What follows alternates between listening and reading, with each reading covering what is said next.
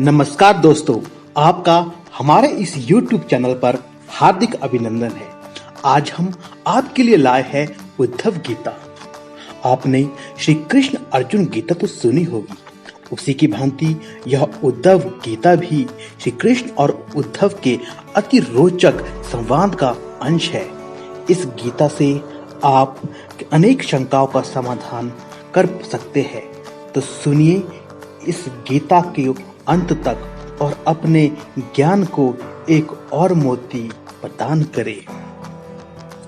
बचपन से ही उद्धव सारथी के रूप में श्री कृष्ण की सेवा में रहे, किंतु उन्होंने श्री कृष्ण से कभी कोई इच्छा नहीं जताई, ना कोई वरदान मांगा। जब कृष्ण अपने अवतार काल को पूर्ण कर गोलोक जाने को तत्पर हुए, तब उन्होंने उद्धव को अपने पास बुलाया और कहा, प्रिय उद्धव, मेरे इस अवतार काल में अनेक लोगों ने मुझसे वरदान प्राप्त किए, किंतु तुमने कभी कुछ नहीं मांगा। अब इस समय कुछ मांगो, मैं तुम्हें देना चाहता हूँ।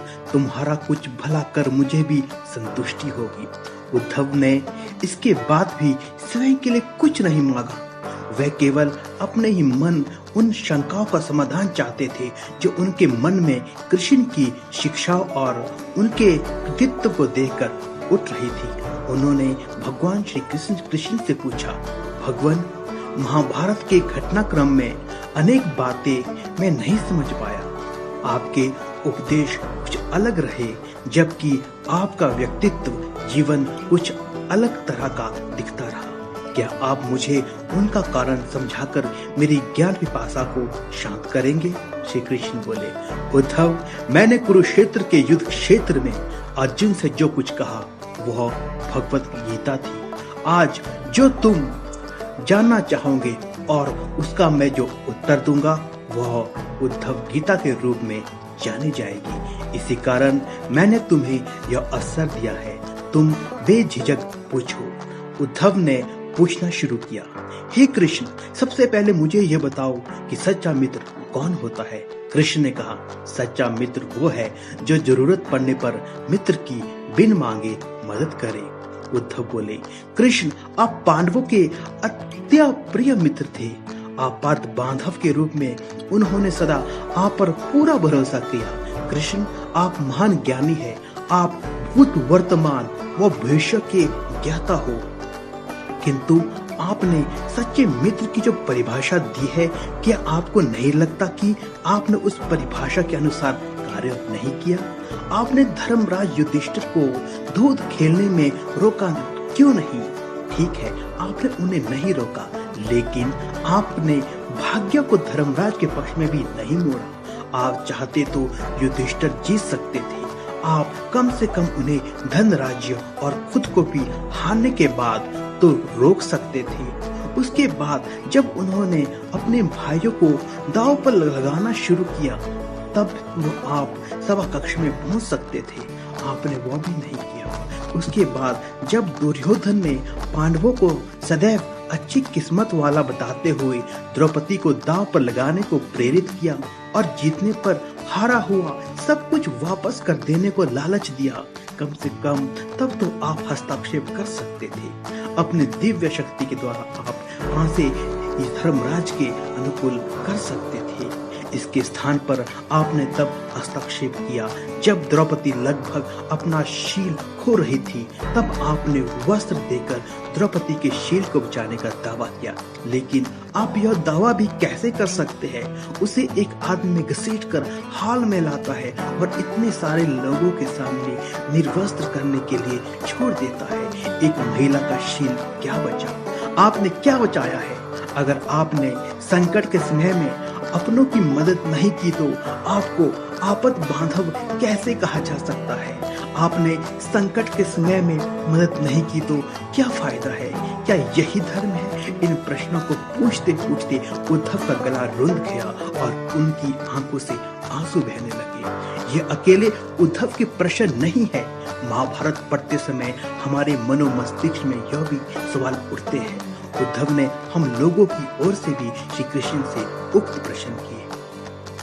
हंसते हुए भगवान कृष्ण बोले, प्रिय उद्धव, यह सृष्टि का नियम है कि विवेकवान ही जीतता है। उस समय दुर्योधन के पास विवेक था, धर्मराज के पास नहीं। यही कारण रहा कि धर्मराज पराजित हुए। उद्धव को हैरान परेशान देखकर कृष्ण आगे बोलते हैं, दुर्योधन के पास जुआ खेलने के लिए पैसे और धन तो बहुत था, लेकिन उसे पासों का खेल खेलना नहीं आता था। इसलिए उसने अपने मामा शकुनी का दूध क्रीड़ा के लिए उपयोग किया।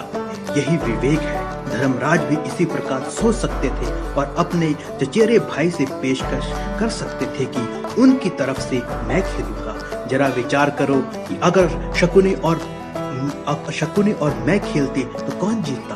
पासे के अंक उसके अनुसार आते या मेरे अनुसार? चलो इस बात को जाने दो। उन्होंने मुझे खेल में शामिल नहीं किया, इस बात के लिए उन्हें माफ किया जा सकता है, लेकिन उन्होंने विवेक शून्यता से एक और बड़ी गलती की।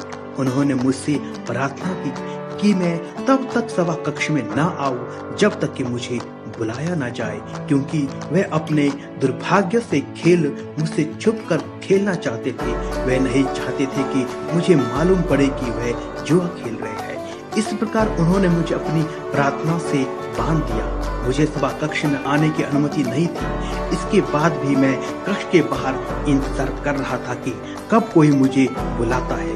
भीम, अर्जुन, नकुल और सहदेव सब मुझे भूल गए और केवल अपने भाग्य और दुर्योधन को कोसते रहे। अपने भाई के आदेश पर जब दुशासन द्रौपदी के बाल पकड़कर घसीटता हुआ सभा कक्ष में लाया, वो अपने सामर्थ्य के अनुसार जूझती रही। तभी उसने मुझे नहीं पुकारा। उसकी बुद्धि तब जागृत हुई जब दुशासन ने उसे निर्वस्त्र करना प्रारंभ किया। जब उसने समय पर निर्भरता छोड़कर हरि हरि अभ्यम कृष्णा अभ्यम की गुहार लगाई, तब मुझे उसके शील की रक्षा का अवसर मिला। जैसे ही मुझे पुकारा गया, मैं अविलंब पहुंच गया। अब इस स्थिति में मेरी गलती बताओ। उद्धव बोले, कान्हा, आपका स्पष्टीकरण प्रभावशाली अवश्य है, किंतु मुझे पूर्ण संतुष्टि नहीं हुई। क्या मैं एक और प्रश्न पूछ सकता हूँ? कृष्ण की अनुमति से उद्धव ने पूछा। इसका अर्थ ये हुआ कि आप तभी आओगे जब आपको बुलाया जाएगा। क्या संकट से घिरे अपने भक्त की मदद करने के लिए आप स्वतः नहीं आओगे? कृष्ण मुस्कुराए। उद्धव, इस सृष्टि में हर एक का जीवन उसके स्वयं के कर्मफल के आधार पर संचालित होता है। ना तो मैं इसे चलाता हूँ और ना ही इसमें कोई हस्तक्षेप करता हूँ। मैं केवल एक साक्षी हूँ। मैं सदैव तुम्हारे नजदीक रहकर जो हो रहा है उसे देखता हूँ। यही ईश्वर का धर्म है। वाह वाह, उद्धव बोले। वाह वाह, बहुत अच्छा कृष्णा। तो इसका अर्थ यह हुआ कि आप हमारे नजदीक खड़े रहकर हमारे सभी दुष्कर्मों का निरीक्षण करते रहेंगे। हम पाप पर पाप करते रहेंगे और आप हमें देखते रहेंगे। क्या आप चाहते हैं कि हम भूल करते रहे, पाप की गठरी बांधते रहे और उसका फल भुगतते रहे? कृष्ण बोले, उद्धव, तुम शब्दों के गहरे अर्थ को समझो। जब तुम समझकर अनुभव कर लोगे कि मैं तुम्हारे नजदीक साक्षी के रूप में हर पल हूँ, तो क्या तुम कुछ गलत या बुरा कर सकोगे? तुम निश्चित रूप से कुछ भी बुरा नहीं कर सकोगे। जब तुम यह भूल जाते हो और यह समझने लगते हो कि मुझसे छुपकर कुछ भी कर सकते हो, तभी मुसीबत में फंसते हो। धर्मराज का अज्ञान यह था कि उसने माना कि वो मेरी जानकारी के बिना जुआ खेल सकता है। अगर उसने यह समझ लिया होता कि मैं प्रत्यक्ष के साथ हर समय साक्षी रूप में उपस्थित हूँ, तो क्या खेल का रूप कुछ और नहीं होता?